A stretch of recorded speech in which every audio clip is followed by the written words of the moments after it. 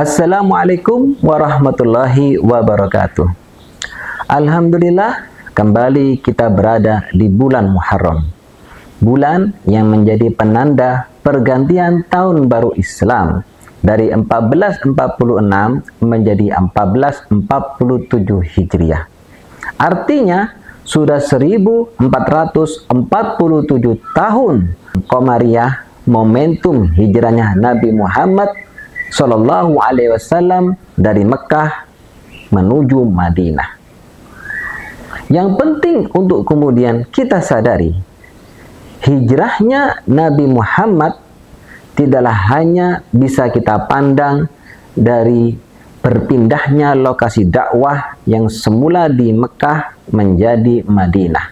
Sebab setelah kemudian baginda Nabi berpindah di Madinah, ada perubahan marhalah dakwah, tingkatan dakwah. Karenanya ada perbedaan yang begitu signifikan antara dakwah yang dijalankan oleh baginda Nabi di Mekah dengan yang dilakukan baginda Nabi di Madinah. Di antaranya adalah saat baginda Nabi di Mekah, dakwah baginda Nabi hanya dibatasi pada dakwah dengan lisan semata. Sebagaimana para khatib menyampaikan khutbahnya, sebagaimana para mubalik menyampaikan tablighnya, sebagaimana para ulama menyampaikan ceramahnya. Begitu pula kemudian Nabi Muhammad menyampaikan dakwahnya hanya dengan lisannya semata-mata. Tapi berbeda ketika baginda Nabi di Madinah.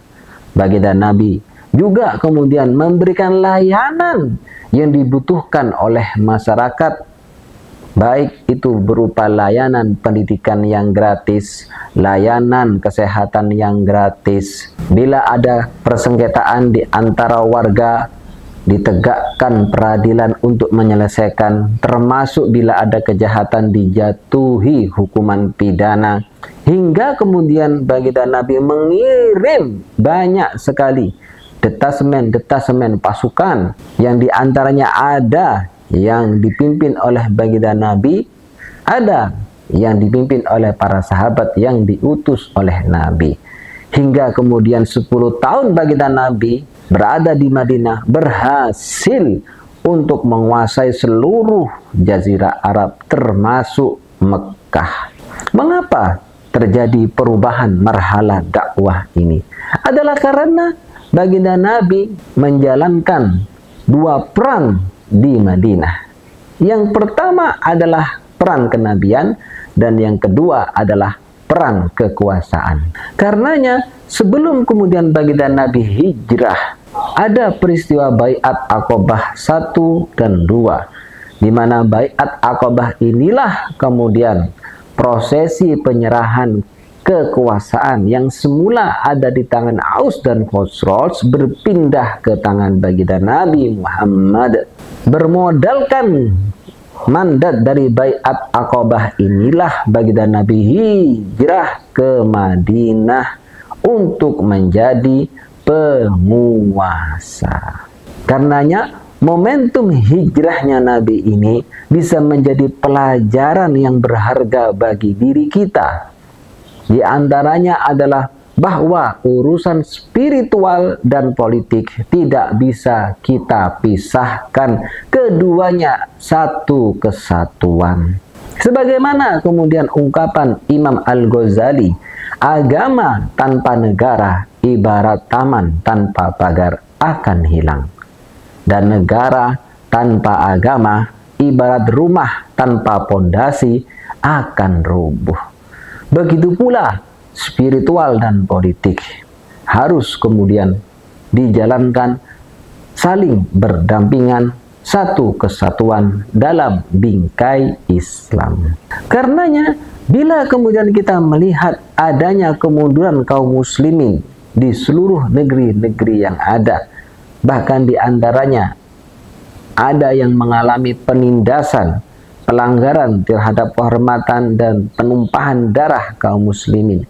Semuanya itu adalah karena secara praktis spiritual dan politik itu dipisahkan. di mana kemudian Islam hanya dihadirkan dalam lingkup spiritual, sementara politik diserahkan pada pikiran masing-masing orang yang berkuasa. Akhirnya kemudian di dalam praktek berpolitik, baik ekonominya, pendidikannya, termasuk pemerintahannya, tidak bersandar pada Islam. Satu contoh misalnya saja, baginda Nabi telah kemudian bersabda kepada kaum muslimin, "An-nasu suraka'u fi thalathin, fil ma'i wal kala'i wan nari." Manusia, masyarakat, baik itu muslim maupun kafir, berserikat terhadap 3 kekayaan, yakni air, termasuk di dalamnya kekayaan laut, padang gembalaan, termasuk di dalamnya kekayaan hutan, api, termasuk di dalamnya kekayaan tambang yang bisa menghasilkan energi.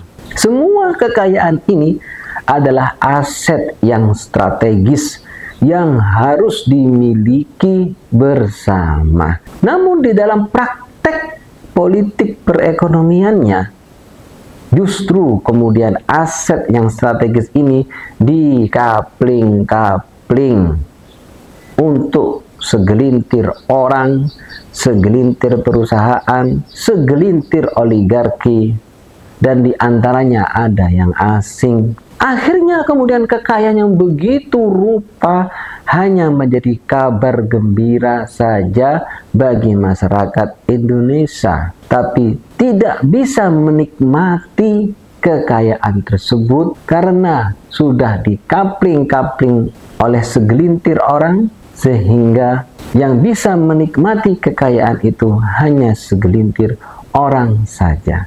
Hal inilah yang kemudian menjadikan pemerintahan kita kehilangan sumber pendapatan dari kekayaan yang melimpah di negeri ini, yang sejatinya bisa kemudian didistribusikan ke dalam bentuk layanan pendidikan yang gratis, layanan kesehatan yang gratis, layanan listrik, air, bahkan internet yang gratis, membuka lapangan pekerjaan yang luas sehingga bisa menjamin setiap warga negara bekerja. Semuanya itu pada akhirnya menjadi mimpi di negeri kita. Malah realitas yang kita rasakan di mana-mana dikenai pajak, bahkan pajak semakin naik. Urusan parkir kita harus bayar, bahkan untuk ke kamar mandi pun juga harus kita bayar. Inilah kenyataan yang kemudian kita rasakan akibat menyalahi sunnahnya Nabi dalam soal politik ekonomi. Karena itulah kemudian penting bagi kita untuk merefleksikan momentum hijrahnya Nabi dalam praktek kehidupan sehari-hari kita.